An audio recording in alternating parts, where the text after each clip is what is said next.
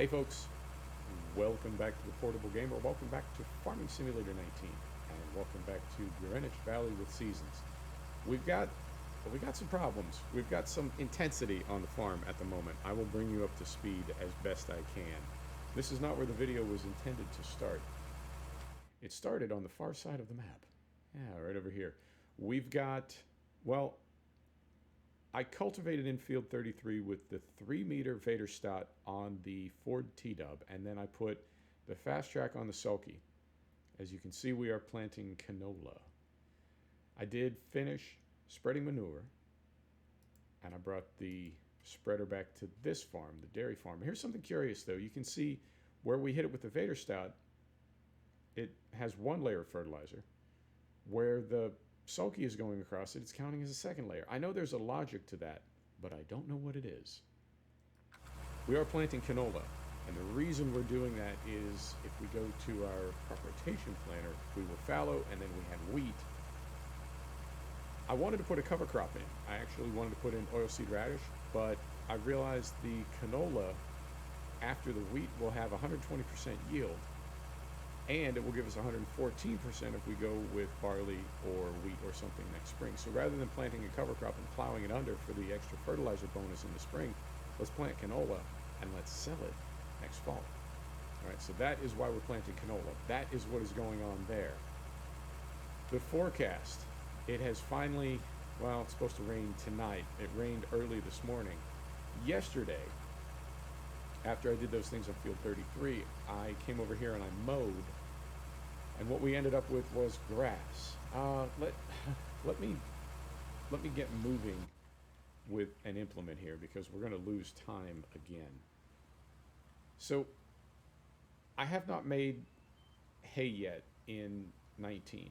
Well, I haven't made hay yet with Seasons in 19. I'm not entirely clear on it, or at least I wasn't. But I'm getting there. I'm getting there. No, tedding that is not going to matter at the moment. So we'll fold this up. We'll get this thing off the field. And we will rake what can be raked and try to get it baled because we lost some overnight. So here's what happened. I drove over here yesterday after we got done with field 33 with the T-Dub. Right? And I suppose, let's check horsepower. If we go here, what does this, where is it? Where is my tap, tap, tap? I apologize. Where is my rake? There it is. 60 horsepower. Beautiful. So we can put this down. And we'll grab our rake, which is right there. And we're a little, frame rate is really off right now. I believe it's because of course play, but we're a little slideshow at the moment. Oi! I do apologize. So, I mowed the grass, right? I now had, I thought, dry grass. Turns out I had semi-dry grass. If you have dry grass after you mow, you can just bale it up straight away and it will be hay. But if there's moisture in the crop, then it is not, what side do we want to do this on? This side. If there's moisture in the grass, too much moisture, more than about 20%, I think it said, then it is not, zoom in, then it is not hay, it is semi-dry grass. So I guess it's really important when you're making hay, and I'm realizing this is one of the most difficult things to do in Seasons because of the timing, particularly on a map where it rains a lot, as it does on this one. You need the grass to be dry when you cut it, and there needs to be no rain in the forecast. I cut the grass, and I thought, well, if nothing else, it will dry in the afternoon. It did not, and then it rained overnight, and so I had to ted all of it, most of it, this morning, and hope that, I believe we lost a little bit of it when it converted from grass to hay. The field was absolutely covered, and there seems to be less of it now, although that could just be kind of a texture thing. But regardless, I want to get what we can baled. because, as I said, this is really tricky. The timing of it is, it's got to be one of the hardest things in seasons. Now, if you were on a drier map, I imagine it would be easier. But on this map with all the rain, and it's supposed to rain again later this afternoon, this evening. So we're doing our best to get at least some hay bales put up. But man, it's been, oh, it's been a day, I'll tell you what. So yeah, I did lose that video, but you know what? It's not the end of the world. I make one every day. You know, that's how it goes. I was a photographer. I was a professional photographer for a while. And I had an incident back in the, oh, it was probably 7 or 8 years ago, back in the sort of the early days of consumer cloud backup. And in fact, well, I can tell you about it as we're raking here. I won't tell you the name of the service, but I was using a cloud backup service, and they build themselves as a mirror service. In other words, they mirror your C drive every time you go online, which is, I mean, all machines are online all the time now. Every time you go online, it mirrors your C drive. Fantastic. And sure enough, I had a C drive crash. That happens. So I replaced my physical C drive, right? And I got my OS back up, and I got this app installed. And then I went to the website, and I hit, log in or whatever, activate. And I had, I don't know, a couple hundred gig, right, in my backup on this service. And so I get everything activated, and I'm doing other things, and it, restore your hard drive now. Yes. All right. I hit the button, and I'm looking, and I had like a terabyte of capacity that I had paid for or something. So when the service first starts up that day, I have, because I've used 200 gig of it, I have 800 gig left over or whatever. And as I'm looking, it's saying, 800 gig remaining, 815, 830, right? It's going through the ticker. And I'm doing the math in my head, and I realize what's happening, and I hit, stop. I hit everything. Stop. And I look, and of course, the majority of my backup is gone now. So I call customer support and say, what the F? And they tell me it mirrors your hard drive. You installed a hard drive with nothing on it. So what it did is it mirrored that hard drive in your cloud backup. And I say, you have got to be joking right now. Right? Like, the thing that everybody is going to use this for is when they have a hard drive crash and they need to restore the entire content of their hard drive. And instead, what you're telling me is, when someone replaces their hard drive and goes to your service to repopulate their hard drive with all their files, that what your service does is duplicates their now empty hard drive? Are you having a laugh? And they said, no, that's exactly what it does. And I mean, surely I'm not the first person to go through that. That company's out of business now, by the way. Go figure. But the bottom line is, I lost about 1,000 photos, and these were like professional photos that I took as a photojournalist. I lost my portfolio, basically. And I was talking to some friends, and they said, oh God, that must be devastating. And I said, no, not really. You just take more. You just take more photos. Because if not, oh, that's interesting. The Keenan is keeping itself occupied there. All right. So it goes.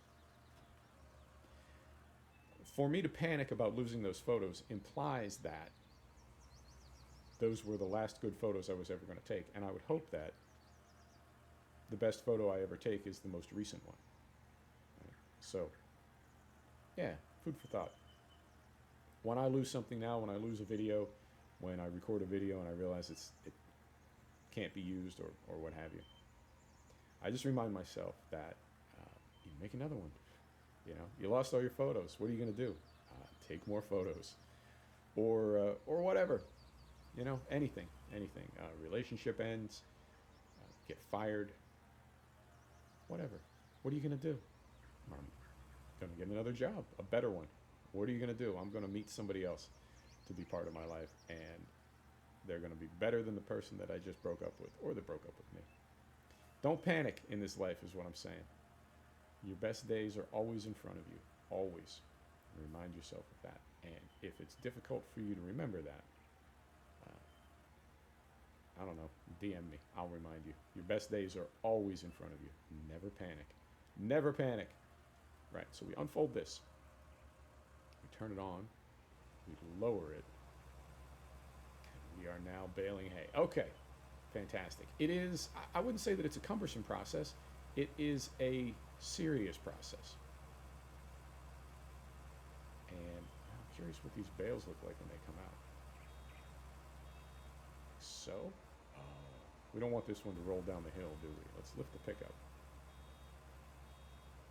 And let's go to a flat place, or at least a place where the angle is not conducive to rolling. And man, that frame rate, that's got to be course play. Nothing else is different. Nothing else is different that I know of. Now we will unload. We will unload like so. Beautiful. I don't know if a map maker can include the sticky bale mod, but I feel like this map certainly has less movement of bales than other maps that I've played. I really do appreciate it, if that's the case. Right, lower the pickup. We'll get this little bit right here that we missed. Lift the pickup. Really? Seriously? Maybe that's why we missed it. Lower the pickup. Got it that time. We'll just leave it down and play it safe. Right, set the cruise control. Let's make a few more bales here. So yeah, it is, making hay with seasons is no joke, I'll tell you what. And I am curious, I suppose we can compare the two fields. I do feel that it certainly visually appeared that we lost a decent volume of what we had laying on the surface of the field when it transitioned from semi-dry grass to hay, which it did, it would have been probably late morning. It's about 12:30 now. I want to say it was, oi, jackknife. I want to say it was about 10:30 or 11 when it just switched over. I was heading away, right? I don't know if that helps. It says if your grass is wet, that tedding it will make it semi... Can you tell that I'm scattered? I'm very scattered right now. Get my wits about me. You can ted wet grass into semi-wet grass, or semi-dry grass if you want to say it that way. But only the sun and the wind can make hay. You can't ted the moisture out effectively enough to make hay. It's got to be something that happens over time. So that's okay. That's okay. It's just something, the moisture content of the grass, I think, was the biggest surprise to me. I did not know it made that much of a difference. But again, now, I mean, this is getting into like the real complexity of real farming, because these things do matter. You know, they really do. So trying to time all that, you want your grass as wet as possible for the yield, but not too wet, because then, right, but then you also have to look forward to the forecast, because you need sun, carefully, you need sun and wind to make the grass that's on the field into hay. So it's not as simple as, well, I'll just, you know, wait till it's as dry as possible. The grass itself is as dry as possible, and then cut it, and it will hit the field as hay. Well, not if it's raining or going to rain. So yeah, very cool mod. Frustrating in a good way, challenging in a good way, but man, the level of detail is, I would say, probably 2x or 3x what it was in, I'll have to pick up and back up just a little bit. There we go. Probably 2x or 3x the level of detail as in seasons for FS19. Yeah. And like I said, I am definitely scattered right now. It was it's always a little bit, you get yourself kind of up, you make a video and then you realize, I got to delete that. Um, and also running around and trying to make sure a lot of things were in the right place so that we could make this one. All right. And I keep missing that little cue. Right. Back in gear. Close that. Yeah, I think we're going to be a little short today. We're probably going to be about 15 minutes. But that is the technique. If you're wondering how to make hay, I mean, this is by no means a definitive description of how to make hay, but it's how I just figured it out. And I'll ted up the rest of this and then rake up all of it and see how many bales we get. It's not supposed to rain until, like I said, later this evening, later tonight. So I believe we won't lose any more as far as volume. And we're doing okay. I want to say we got 6 bales just now from just more or less the headland. We get 1, 2, 3, 4, 5, 6, 7, 8. Okay, we got 8 just from the headland. 9 probably right here. Okay, so we might get 20 or 30 bales out of this field. If that's the case, then we really didn't lose a lot when it swapped over the texture from semi-wet grass. Sneaking over here, trying to get one more. One more. There we go. Lift, pick up, back it up. Right? When it changed over, I don't think we necessarily lost that much. That's a good thing. Because I am really doing my best to make a profitable farm. And at the moment, not successfully. One of the ways that we will be more successful is if we stop buying TMR for our cows. And I believe that's a good place to call it. So turn this off. We'll hop out here. Yeah, I think that's going to have to be your screenshot right there because I don't have a better one. So we'll get rid of that. We'll say, folks, thanks for stopping back to check out the Portable Gamer. Thanks for joining us for another episode of Farming Simulator 19. This is Greenwich Valley with Seasons.